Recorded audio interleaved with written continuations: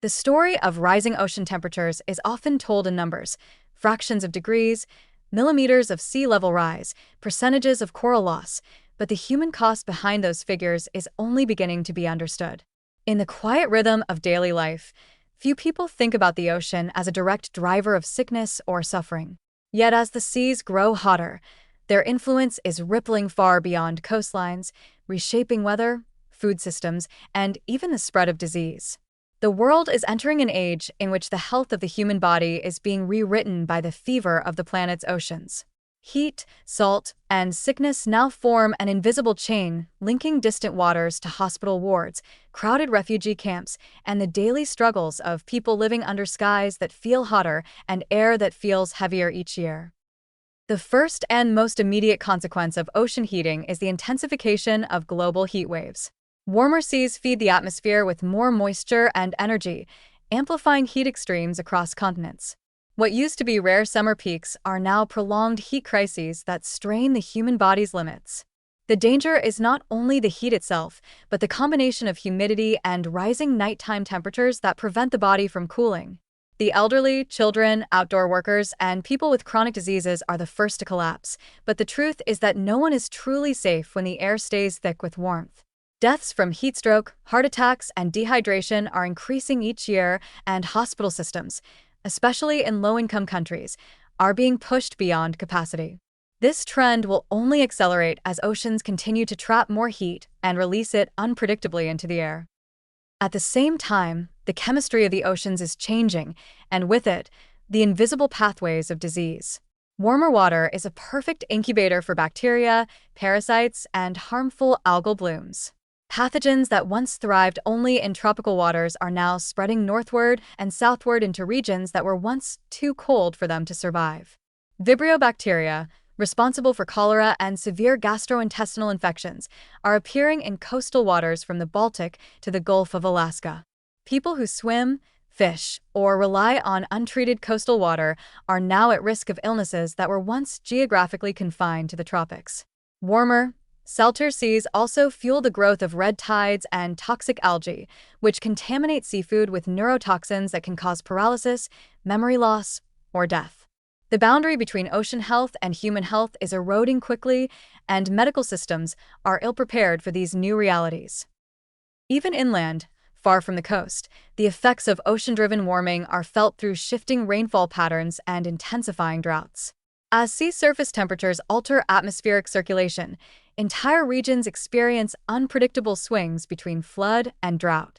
These extremes devastate agriculture, destroy water sanitation systems, and create perfect conditions for mosquito-borne diseases like malaria, dengue, and chikungunya. In hotter, wetter climates, mosquitoes breed faster and survive longer, expanding their range into previously temperate zones. Meanwhile, standing water from flooding becomes a reservoir for pathogens, creating outbreaks of diarrhea and leptospirosis. Every shift in ocean heat creates new ecological niches for disease to thrive, and those diseases do not respect political borders. Rising ocean heat also drives salt intrusion into freshwater sources, a slow but deadly process already devastating delta regions such as Bangladesh, the Mekong, and parts of sub-Saharan Africa. When seawater pushes into rivers and groundwater, it brings with it a creeping crisis of hypertension, kidney disease, and reproductive health issues.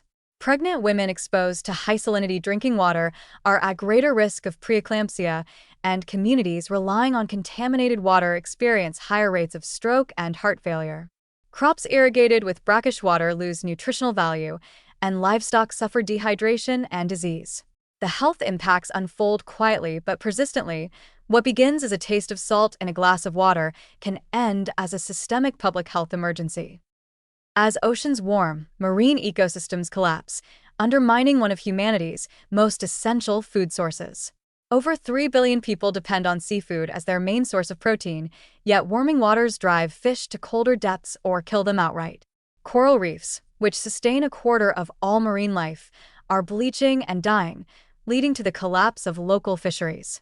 For coastal populations in developing nations, this is not merely an environmental tragedy, it is a nutritional crisis.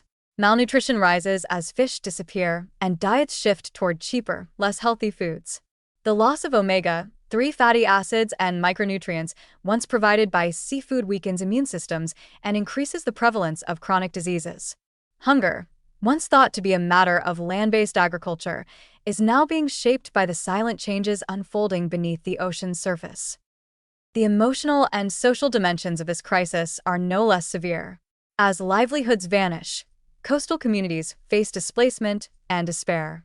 Fishing villages that have existed for centuries are emptying, not because of war or policy, but because the ocean has become too hot and too unpredictable to sustain life.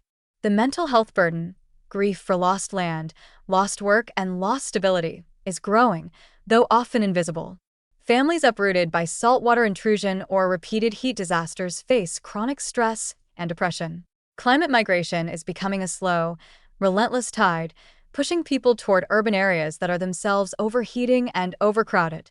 This movement strains infrastructure and increases the spread of communicable diseases, turning ecological collapse into social instability. There is also a grim irony to this story. The same oceans that once shielded humanity from the full force of climate change by absorbing its heat and carbon are now turning against us. They have reached their threshold. As they warm, their ability to absorb carbon dioxide diminishes, feeding a vicious feedback loop that accelerates both oceanic and atmospheric heating. This feedback means that the next few decades could see not just gradual worsening but sudden, nonlinear shifts in climate behavior. Marine heat waves that destroy entire fisheries overnight, disease outbreaks in new regions, and heat waves that push cities beyond survivable limits for days at a time. The warning signs are clear, but the pace of human response remains dangerously slow. Most public health systems still treat climate as an external issue, not a central determinant of disease. The surveillance of climate-sensitive illnesses is fragmented, and emergency preparedness often fails to consider the compound effects of heat, pollution, and infection.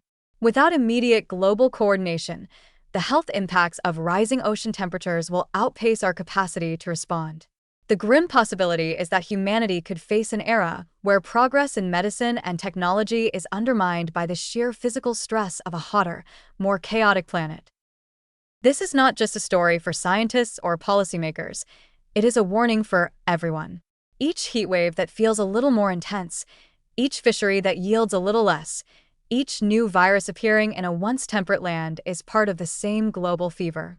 The oceans are speaking through the language of climate and disease, and what they are saying is unmistakable. The balance that sustains human life is breaking. If the world continues on its current trajectory, the next generation may inherit not just a warmer ocean, but a sicker, hungrier, and more unstable world.